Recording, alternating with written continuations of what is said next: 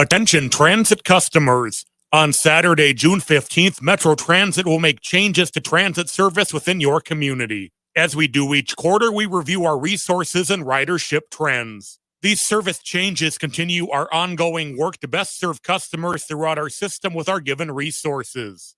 A summary of the upcoming service changes and a preview of the updated schedules are available now at metrotransit.org. Again, that's at metrotransit.org.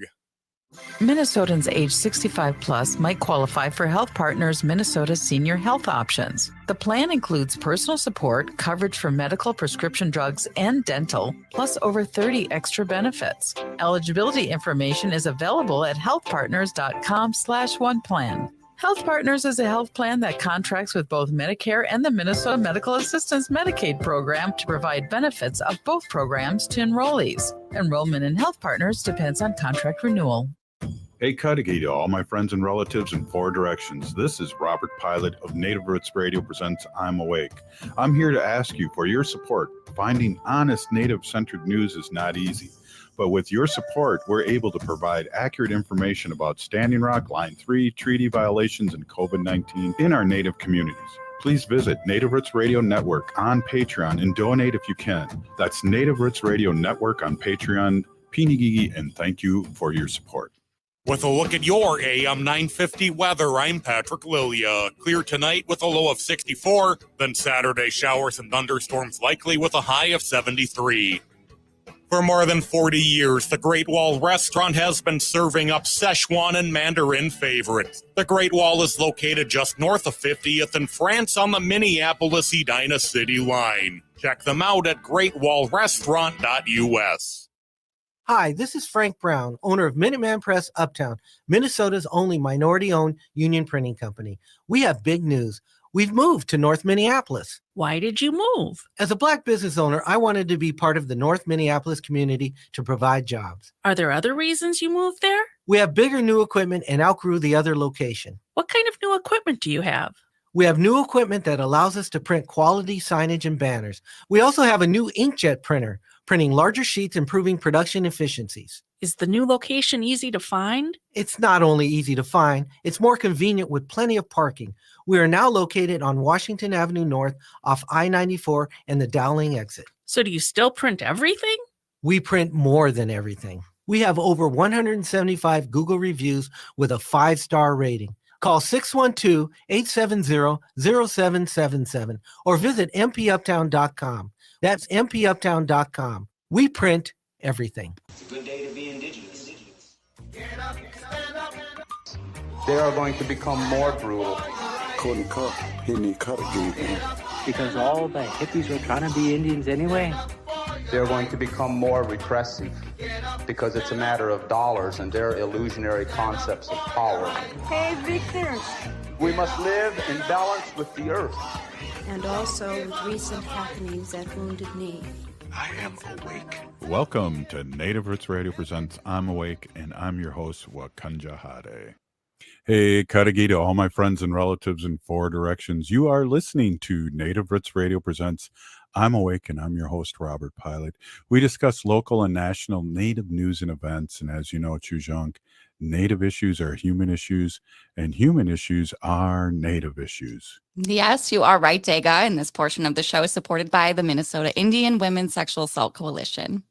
Yes, it is, and we really appreciate all the work they do. And what a coincidence here. It's our Friday show, and we have our State Senator Mary Kunish, who has really been involved in the spearhead of our murdered and missing Indigenous relatives these past 6, 7, 8 years that you've been working, and even longer. We are always excited to have you on. Welcome, State Senator Mary Kunish.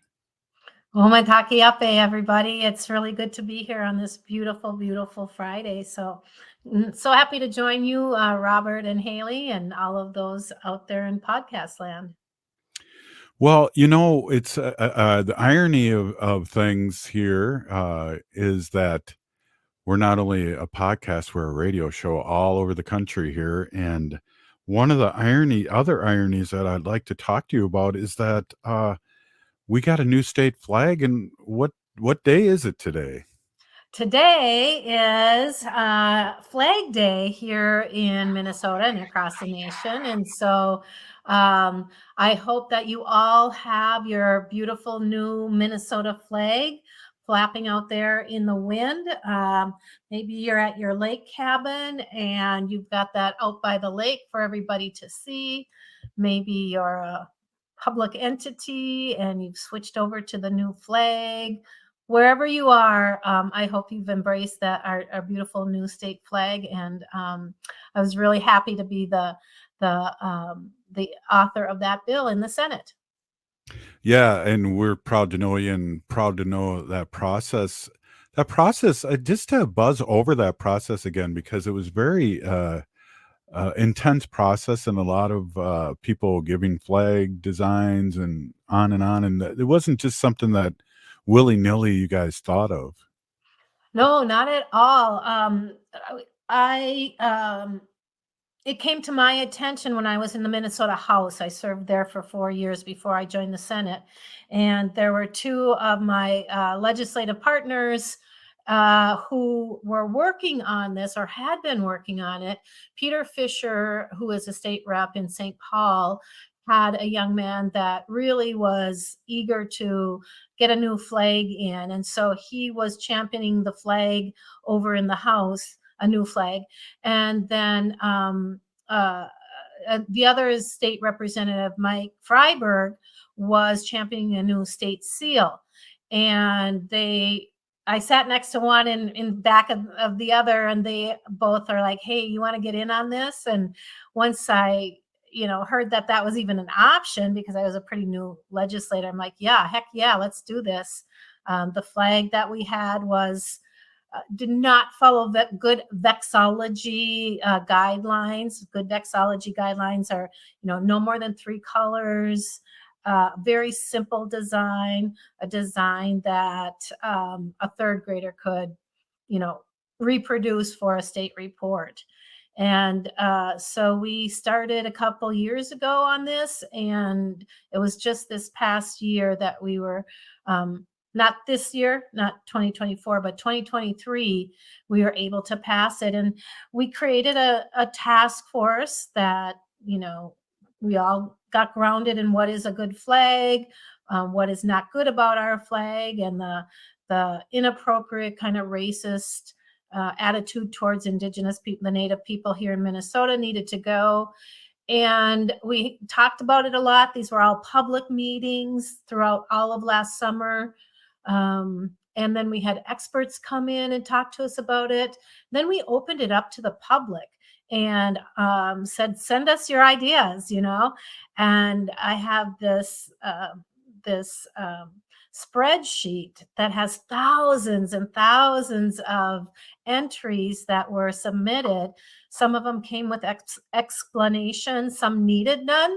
Some just sent a good picture of their dog. The loon was a really popular one, but it was interesting during the discussion.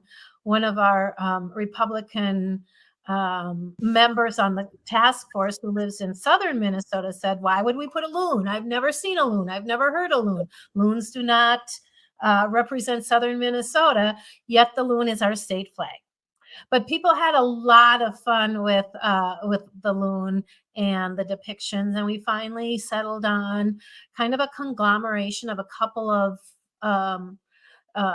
items on the flag. So to the left, there's a dark blue, almost, it looks like a K, a full K, but it's sort of representative of the state, the shape of Minnesota, with an 8-pointed star on it, a white one, that represents the North Star. But there's a lot of cultural connotation, not just for Indigenous people, but for, that was a symbol that we would see on flags for the Underground Railroad for slaves that were escaping from the South to the North, and other cultures used that. And then to the left is a light blue that represents the sky and the water, where that land of 10,000 lakes, pristine sky. So that was the one that we settled on, and went through the whole process and figured that out, and came to a conclusion. We also have a new state seal that has all the state things in it, but in a really peaceful way. It has the wild rice, which is our state grain. It has the loon, it has the trees, it has the water, it has the star. It's really a lovely seal, and I think we can be proud of both that flag and the state seal. I'm seeing quite a few in my neighborhood of the new flags, and I always bring this up when we talk deep about it because I know the city of Madison had a flag change, and the weirdest thing is I know the brothers that did it in the 50s marched in the same drum and bugle corps, the Madison Scouts, and they designed the city flag, but it had like native designs that were from like the Southeast natives. And so they changed it, but our friend Arvina Martin, who was the first city council, Native American city council member in Madison, went through almost the same process as you did, and she had nothing but good things to say about our new flag when it came out. So that was Good. really cool to hear. Yeah. I mean, a lot of people have strong opinions on it.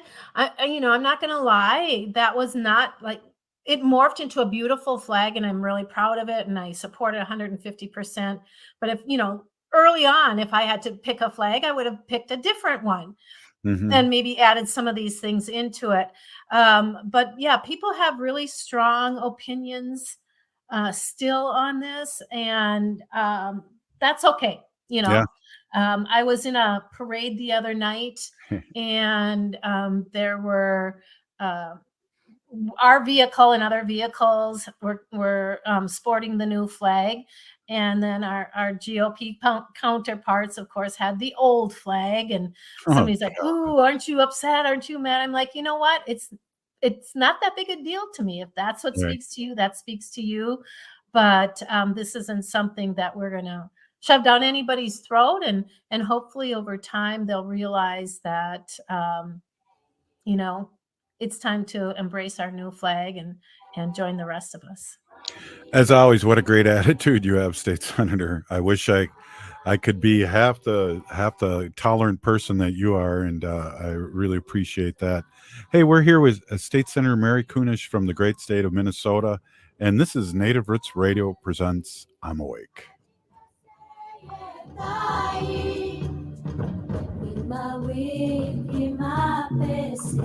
When we heal from our traumas, when we face our fears, let go of our addictions, when we relearn our values, when we live our teachings, respecting our elders, cherishing and honoring our children, when we honor and take care of our spirit, there will be no room left for sexual violence. Sponsored by the Minnesota Indian Women's Sexual Assault Coalition.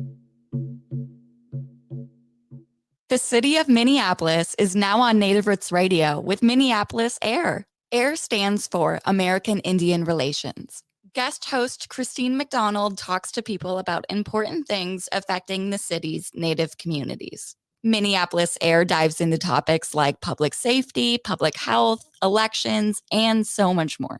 Tune in to Minneapolis AIR on Native Roots Radio from 5 to 6 p.m. on the second Wednesday of every month, right here on AM 950. Hi, I'm Mary T, inviting you to experience our integrative Mary T Health and Wellness Center, offering physical, occupational, speech, and lymphedema therapies. Experience our guided imagery, meditation, Tibetan medicine, dry needling, massage services, including cupping and oncology massage.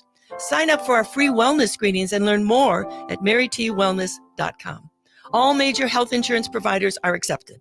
Come for therapy, experience wellness. Why must the world be so cold? They've gone against what was told. Thinking rape is cool, think about it. They think it's not wrong, violence against women, the rape, the abuse, the emotional, physical, they all hold the hate, think about it. Is it right or wrong? What attracts you? I'm not saying no names, but you laugh. Talk about it like nothing is wrong. Think about it. They all hold the hate, gotta stop the violence. Stop the hate, think about it. Sponsored by the Minnesota Indian Women's Sexual Assault Coalition. You're listening to Native Roots Radio. This is Spirit Leonard Reservation. I'm in Coleman 1, U.S. Penitentiary, and I'm listening to Native Roots Radio. And we're back to Native Roots Radio presents I'm Awake, and this is Robert Pilot. Welcome back to Native Roots Radio presents I'm Awake, and this is Robert Pilot. This portion of the show is supported by Native American Community Development Institute, or NACD, in Minneapolis. You know, it's funny. I hear laughter in that. I think when we asked him to do that was a few years ago when Dallas Goldtooth was on the show. And I think I hear myself laughing every time, and that makes me 100%. laugh every time. I every time I get the biggest smile and laugh to myself. It's just like, I want to just go back and rewatch that whole series again. It was just so Yeah. phenomenal. Just, I mean, there's still things I'm kind of pondering and thinking about, but like Dear Woman and Yeah. the prison scene when she went to visit her mom. Yeah, her aunt. Her That was aunt, yeah, Daniel's I mean, mom. yeah, those are a couple of the episodes, or the hunting when she went hunting with her Dad. auntie. Yeah, I mean, those are some of the things that just really have stuck with me and come to mind every so often. So I really do want to get back and rewatch that whole series. Well, did you ever remember that episode where Cheese was put into like a home for kids? Yes. So you know who wrote that? Bobby Wilson. He wrote that whole, Really? and well, he came from Enda Young. He was he stayed there at Enda Young when he was young, and he also worked there as at Enda Young as a young adult, and so that's where he met Dallas Goldtooth. They both worked at Enda Young, and so it was funny that he did that episode about Cheese being in like a wayward place for kids. Of all of them. Yeah. Who would Right. end up in something like that. But wow, Yeah. that's really cool. You know, and just to say, you know, kind of give kudos to the Anda Young Center Mhm. here in the Twin Cities. What a phenomenal resource they are to our tribal community, both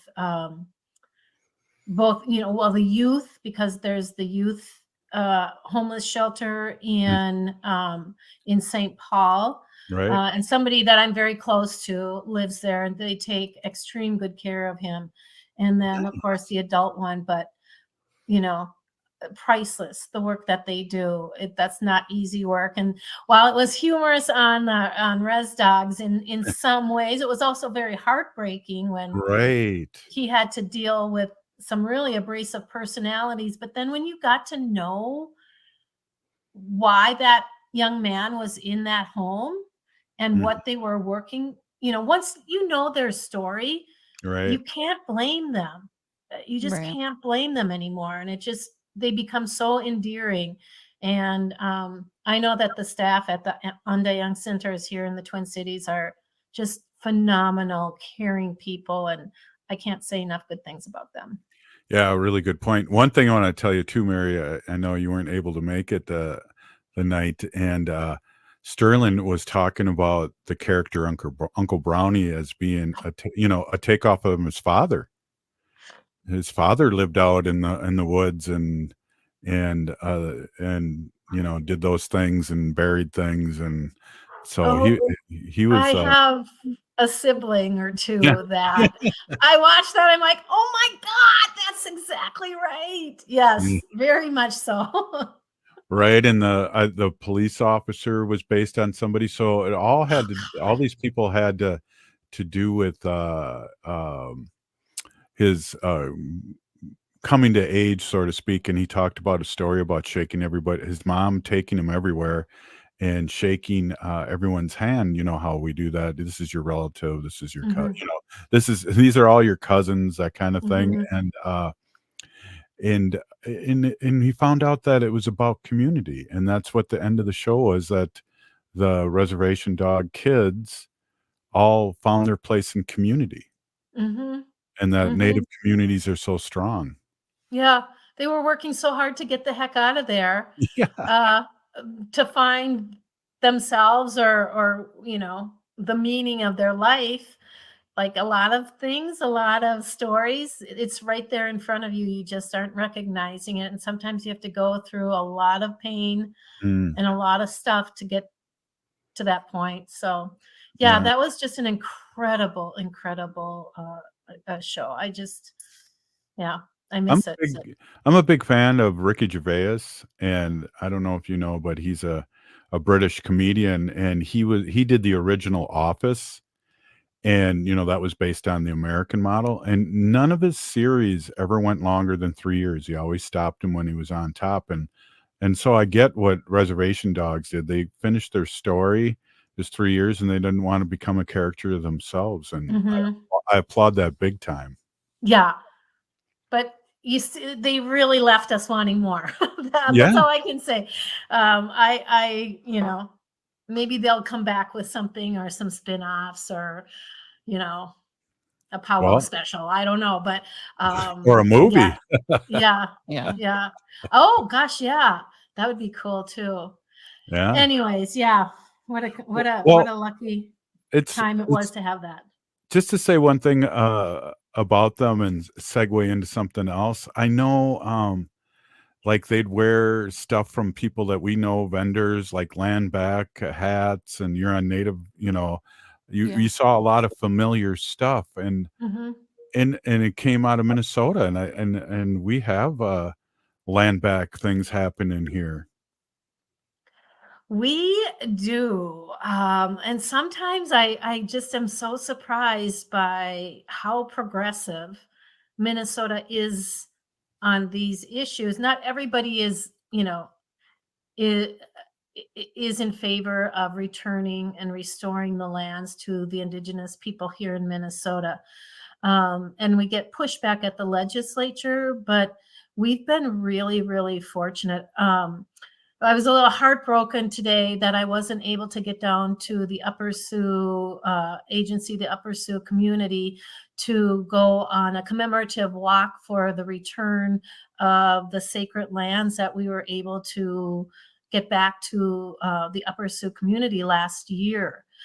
That was something that I worked on with Chair Jensvold, who has been a champion for the return of those lands. I think he said he'd been working on it for 18 years. It Wow. was just a a really small piece of land that held significant historical and spiritual value to the Upper Sioux. The park itself is only about a little more than 2 square miles, but there are ruins of the federal buildings that were once there, where the officers stored the supplies that came from the federal government that were to go to the Dakota people. Mm.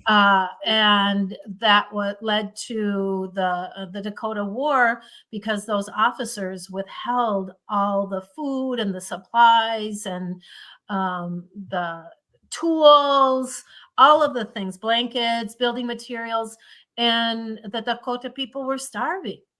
And they rose up, and that led to the inevitable hanging of the Dakota 38+2. And it's a state park. That just does not make sense. I don't know how many communities are going to open up their cemeteries, take away the tombstones or whatever happened there, and turn it into a state park. And so it took Chair Jensvold 18 years, but he did it.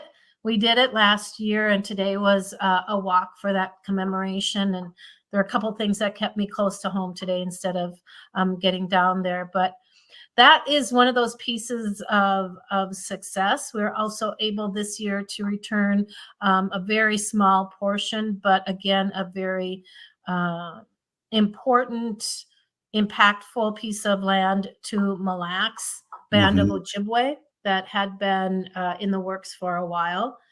And then again, this session, we worked on two other big pieces of land return. One was Red Lake. I did this all day yesterday. Red Lake, they were cheated out of a portion of that lake, the shoreline and exclusive rights to it. Not exclusive to keep just to the tribe, but they were that they would manage it. And that was a huge uproar during session when we introduced that piece of legislation. And then the other piece of legislation that I'm working on is the return of White Earth's, the White Earth State Park. Wow, that yeah. was removed. I mean, it's 100% encompassed in White Earth Reservation. Right. And it's timbered, so there's companies in there taking the timber, hauling it out of there, making money off of that, as is the DNR. There are licenses for fishing and hunting, ATV, all those sort of things. Those dollars that it generates, none of that money is going to the tribe. None of those dollars are going to the tribe. In fact, there's school trust lands in there that none of the money is going to the school children. And so those are some of the things that we were working on. But yesterday I was in a meeting all day, and maybe you'll give me time to talk about that because it's right down here on the mighty Mississippi River, Hennepin County, Minneapolis. Yeah, we will talk about that. Hey, this is Native Roots Radio presents I'm Awake, and we're here with State Senator Mary Kunesh and Haley Cherry, and we'll be right back after this short break. Stay with us. J&S Bean Factory is a native-owned, community-supported, cozy, artsy coffee shop which offers roasted on-site beans, live music, and baked goods. Relax in the beautiful outside patio. City Pages writes, voted top 10 coffee shops. Tucked into a quiet corner of St. Paul's Highland Park neighborhood, this coffee shop roasts beans on-site from the best coffee-growing countries in the world. Located at 1518 Randolph Avenue, St. Paul. The good stuff. Minnesota has the only original wolf population in the continental United States. And 80% of Minnesotans believe the wolf should be protected. Howling for Wolves is asking Minnesotans to respect our true wildlife manager, the wolf. Their survival is critical to our ecosystems, our communities, and even our economy. As highly intelligent animals with strong social bonds, Minnesota wolves deserve to be protected and admired. Learn more at howlingforwolves.org. Let's live and let howl. Celebrate Pride with the Minnesota Orchestra. Music director Thomas Sondergaard conducts a program near and dear to his heart, featuring music by LGBTQ composers and a performance by pianist Christina and Michelle Naughton. Come early for the show and enjoy the $6 happy hour. And Friday night, enjoy performances by flip phone drag artists before the show and during intermission. June 21st and 22nd at Orchestra Hall, Pride with the Minnesota Orchestra. Get your tickets at minnesotaorchestra.org/pride. Before you take your vehicle out on that summer road trip, take your vehicle in for service at Rudy Luther Toyota. Drive it and experience the incredibly cool Hunter Quick Check Drive inspection service, which will tell you the status of your tire treads. Whether it's routine maintenance or a special project, the service team at Rudy Luther Toyota will take care of your vehicle. Check their website for their current service specials. Great service, great value, and you're on that road trip. Schedule your service today at Rudy Luther Toyota, 5 miles west of Minneapolis on 394. AM 950 KTNF, St. Louis Park, Minneapolis, St. Paul. Hey, it's Patrick. The summer is finally here, and it's time to take advantage of Zero Res's best deal of the summer. Every surface in your home can be Zero Resified, so it's time to call my cleaning heroes at Zero Res and get 3 rooms Zero Resified starting at just $129. It's also a great time to get $75 off any air duct cleaning. An air duct cleaning will help alleviate those summer allergies and asthma. You'll enjoy less dust, lower energy bills, and your home will stay cleaner longer. Zero Res is the best choice for your home or business because vacuuming is not sufficient to maintain the cleanliness and lifespan of your carpets, period. Again, this month for your home, that's 3 rooms of carpet Zero Resified starting at $129 and $75 off any air duct cleaning. Call 9520-RES or go to ZeroResMinnesota.com and say you want the AM 950 special. Zero Res. Toad, your alarm clock is ringing. It's spring. It's spring? Yes. Ding-a-ling, is it spring? Is it true? You know what that means? I do. It means our show, A Year with Frog and Toad, is playing at Children's Theater Company. I can't wait for everyone to come see us live on stage. What do you think we should do? Well, we'll go swimming, bake cookies. And of course, we'll also sing! This is a musical, after all. Don't miss A Year with Frog and Toad, playing April 23rd through June 16th. Tickets at childrenstheater.org. With a look at your AM 950 weather, I'm Patrick Lilia. Clear tonight with a low of 64, then Saturday showers and thunderstorms likely with a high of 73. These heavy spring rains can cause damage to your home or property before you even notice. If you need help and don't know where to start, contact Chuck at Native Concrete and Masonry. Find more information at nativeconcretemasonry.com. Hi, this is Representative Sharice Davids from Kansas. I'm Ho Chunk, and you're listening to Native Roots Radio. And we're back to Native Roots Radio presents I'm Awake, and this is Robert Pilot. This portion of the show is supported by Native Concrete and Masonry, working with clients to design, perform, create, and accomplish. Check out their work at nativeconcretemasonry.com. We love those guys, and they do a great job, and they've been getting a lot of calls. So call up and support our Native businesses across the Twin Cities and Turtle Island. So we really appreciate your support. Say that again? Yeah. I said, I love that you do that. We need a professional depository of all these different services of Native folks who do the work that we can just dial into. Yeah, definitely. And at least get a bid for, if nothing else, and get a good price so we know where we're at. And I know they do a great job, and they've been around a long time, and they reached out to the nation to the radio show. I got mixed up on jobs there, State Senator. And here we are, and supporting each other as we should be as natives. But so there's we talk about pronouncing words and native words, and Bede Makaska took me a couple months to say, but you're working, and you had there's good things happening here on the Mississippi River. Yeah. Yes. Here in Minneapolis, right downtown Minneapolis, there's a series of falls. And on those falls was built a lock and dam because we had so many granaries and so much business that came that flowed down up from barges in Minneapolis down to St. Paul and then further south.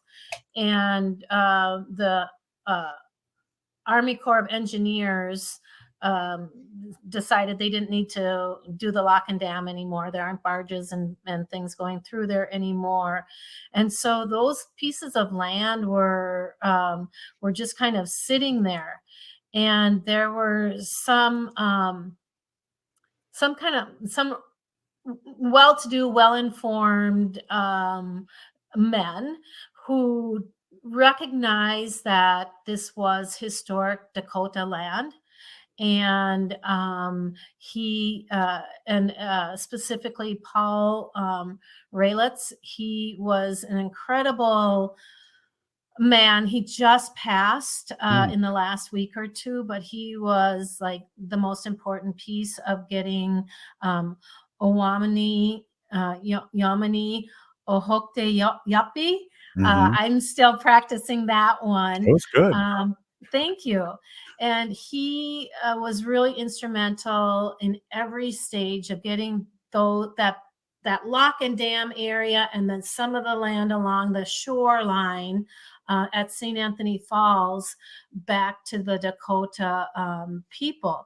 And I'm really super fortunate to have been asked to be on that board. And so we spent an entire day yesterday down there looking at it, kind of dreaming about what we could do and what it could become. And, a lot of people don't know the history and that the Dakota people were very much concentrated in this area. Right next to that lock and dam and part of it, there used to be an island. It's called Spirit Island. was a very Mhm. sacred island. And you couldn't, it wasn't connected, it wasn't land connected. So, you had to canoe out to it when the ceremonies were there. And it was destroyed. It was Yep. destroyed piece by piece by piece, and it sat on limestone. So they took all that limestone out and changed the trajectory of the water flow. There's also another island up there that is called, I want to make sure I get this right, Widawashte, which means good island or island good.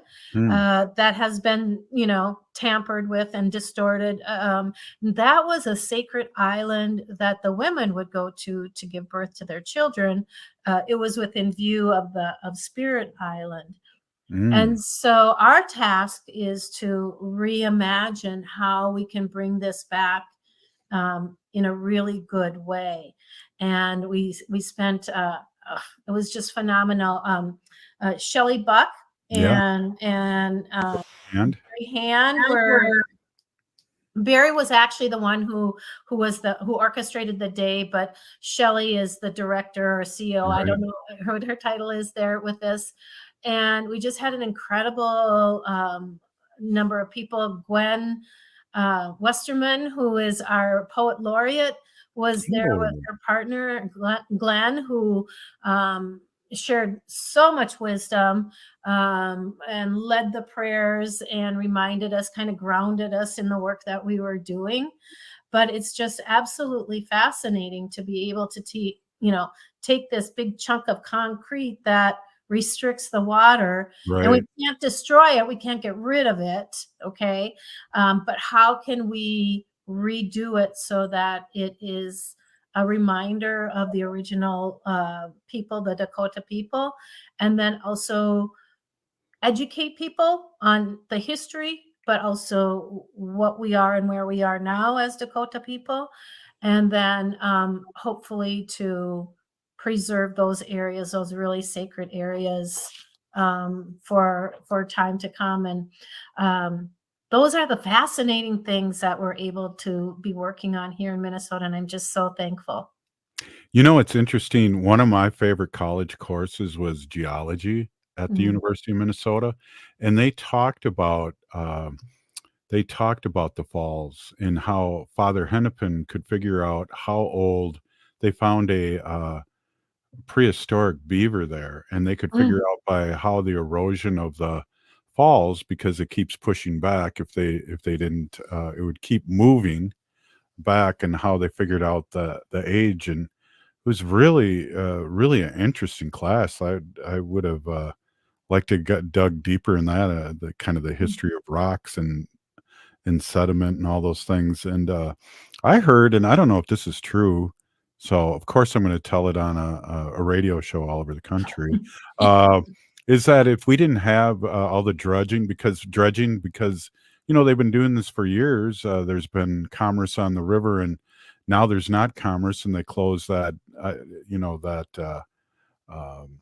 they closed that lock and dam, which I was able to at one time drive up to, because of the invasive species. They don't want to come down or come up any further. And also that there's no traffic there anymore, as you were saying earlier. And what's interesting is, if they stop dredging it out, they said that the river will go, this might be the misinformation, that the river would only be like about 12 inches deep if it wasn't messed with.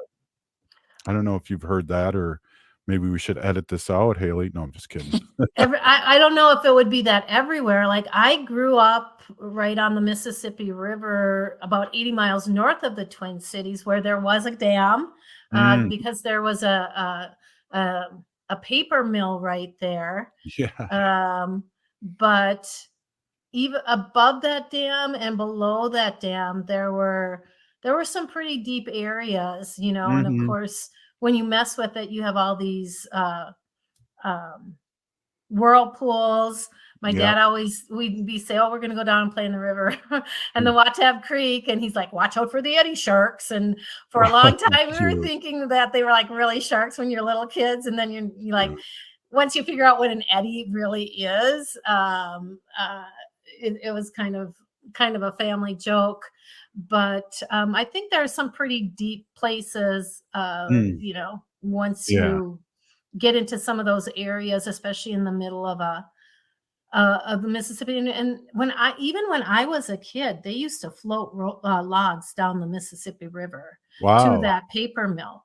Wow. And yeah, I remember really vaguely what that was like. And you'd get that big jam up right above the dam. And then they'd have like a lumberjack day where guys would get out there and, roll the logs and roll the logs and roll the logs and try, two of them are trying to get one off.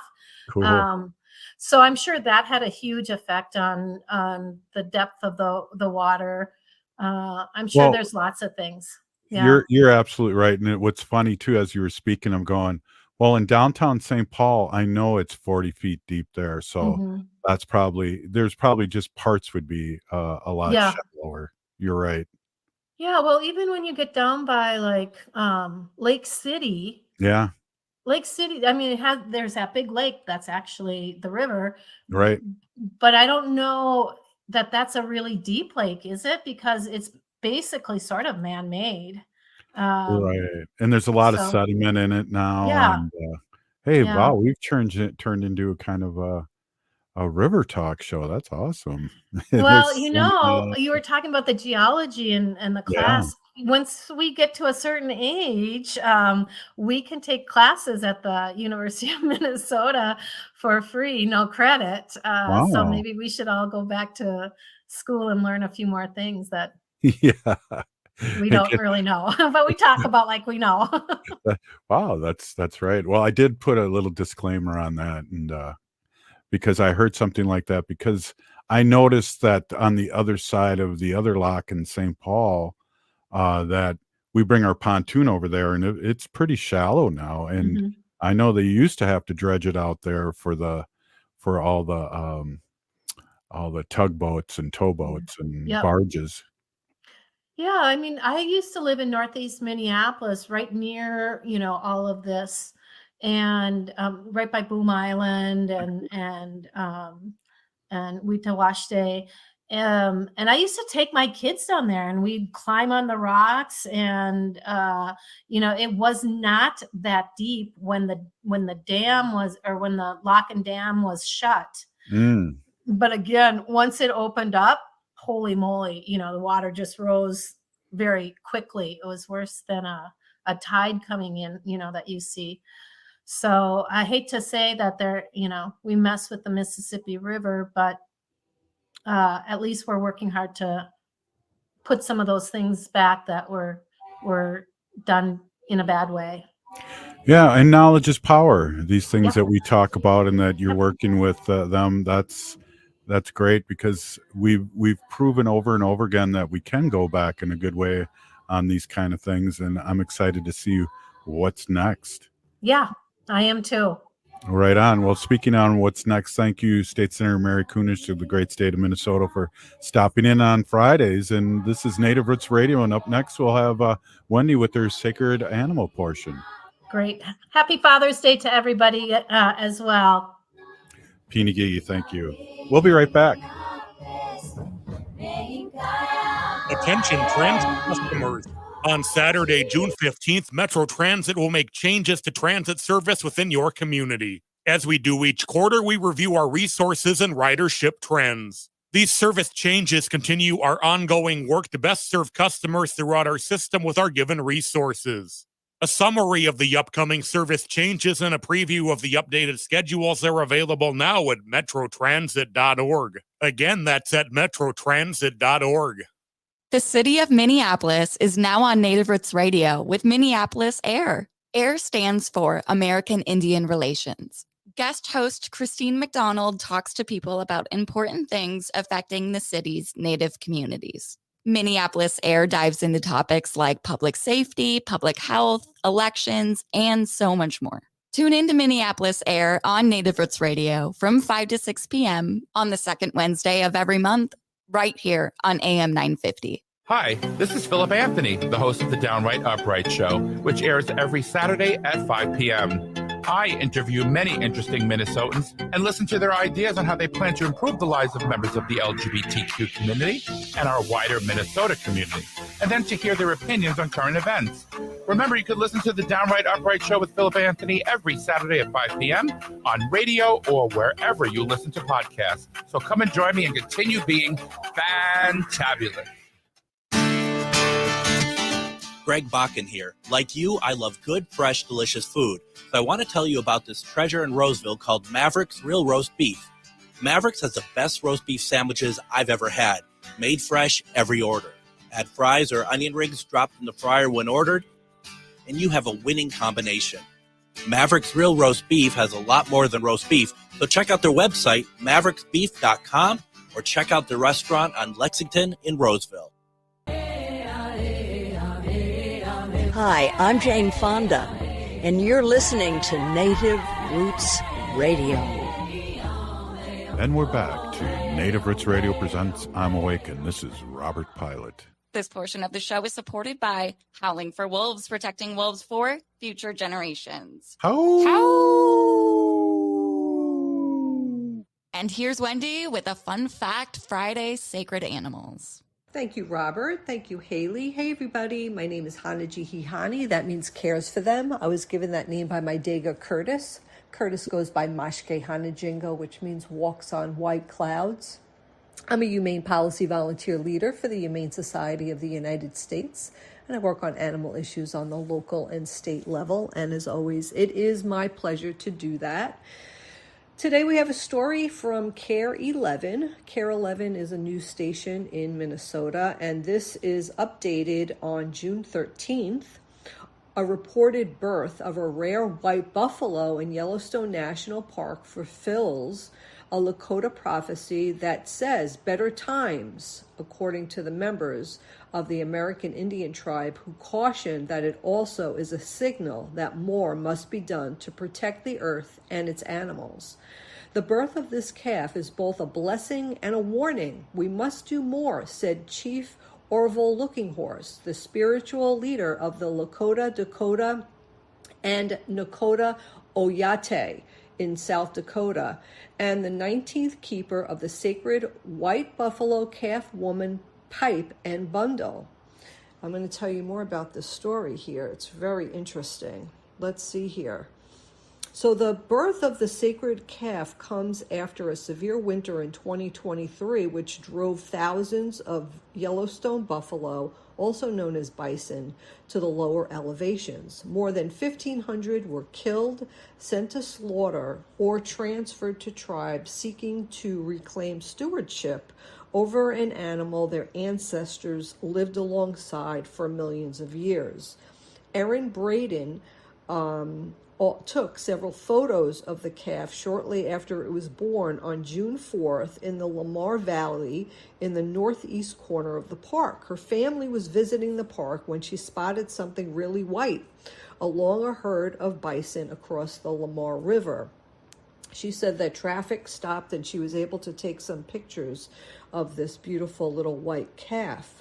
For the Lakota, the birth of a white buffalo calf with a black nose, eyes, and hooves is said to the second coming of Jesus Christ, Looking Horse said. Lakota legend says about 2,000 years ago, when nothing was good, food was running out, and bison were disappearing, white buffalo calf woman appeared, presented a bowl pipe and a bundle to the tribal members, taught them how to pray, and said that the pipe could be used to bring buffalo to this area for food. As she left, she turned to a white buffalo calf. Quote, "And someday, when the times are hard again," Looking Horse said, in relating the legend, "I shall return and stand upon the earth as a white buffalo calf with black nose, black eyes, and black hooves." So this is a beautiful story about this little white buffalo calf, and we're just going to keep an eye on it and send updates every now and then when we find out how he or she is doing. We don't know if it's a he or she yet, I don't think.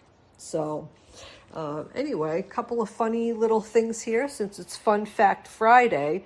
I've been collecting these little memes here and there, and I find them on Facebook and social media, and people are very clever who come up with these things. So just a little bit of backstory. You know, like when you're driving around and you see these billboards about lawyers, right? If you get into a car accident, call, blah, blah, blah, blah, blah. All those billboards that you see for lawyers for all kinds of different things. Well, here's one with a dog on the front of it. And it's one of those billboard posters. And it says on the top, "Did your human promise you a car ride and take you to the vet? You may be entitled to compensation. Do not sit, stay, and settle. Call us today to schedule your pro bono consultation. Established 2024. Sniffin', Lickum, and Stickum. Law attorneys at law." I think that's really cute. Augie Esquire, founder and good boy. And it's a picture of a chihuahua. So that's pretty cute. Yeah, people are really clever. They come up with all these fun little things that I think is so funny. I just watched a video of a baby orca in the sea seeking out help from human beings who were on a boat.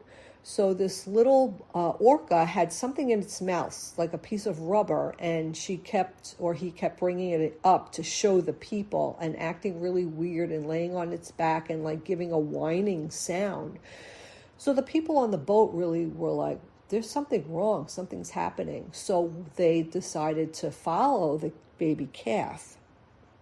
And the baby orca calf brought them to its mother, who was tied up and caught in a buoy line. So the mom's tail was caught up in a buoy line and couldn't, swim.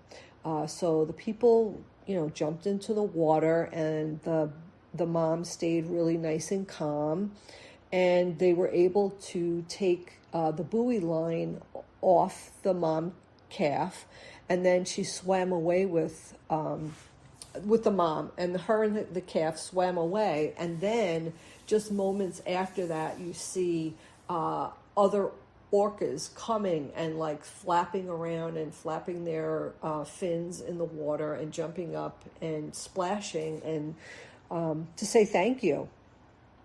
So we see all different kinds of animals seeking help from humans.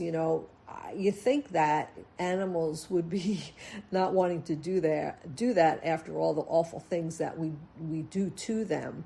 But sometimes, once in a while, when an animal asks for help, humans jump in and they help them. There's another story of a baby elephant who fell into a ditch, and the baby elephant couldn't get out. So the other adult elephants went to find humans, and the humans came with a tractor with equipment to be able to move the earth and dig out the hole deeper so that this little baby calf elephant could crawl out without getting hurt. And then you see the elephants throwing up their trunks and making that blowing sound, thanking people. There's another video, and you could go on YouTube and just find hundreds of these videos where animals come and seek help from humans. There's another one where a deer had a box stuck on its head. It was probably looking for some type of food. And what happened was the deer came up to the person. You could see the deer was really scared, but the person was kind of talking to it and soothing it, and the deer let the human take the box off its head. There's so many. There's another video of a wolf who's starving and seeks food from a human, and the human, the guy gives him food. So we find these stories all the time, even like during the droughts. where animals can't find any water. Where there's a really cute video, you should definitely look this one up, of a squirrel like coming up to this guy's leg and scratching on its leg and wanting the water bottle that the guy is carrying. And the guy, realizes, oh, this poor little animal's thirsty. And the guy gives the little squirrel the water, and the little squirrel is drinking the water. So it's really very cute. So if you see an animal out there and they seem to be asking for your help, they probably are. So help them out. With that, thank you. Back to you, Robert. Back to you, Haley. Have a great weekend, everyone.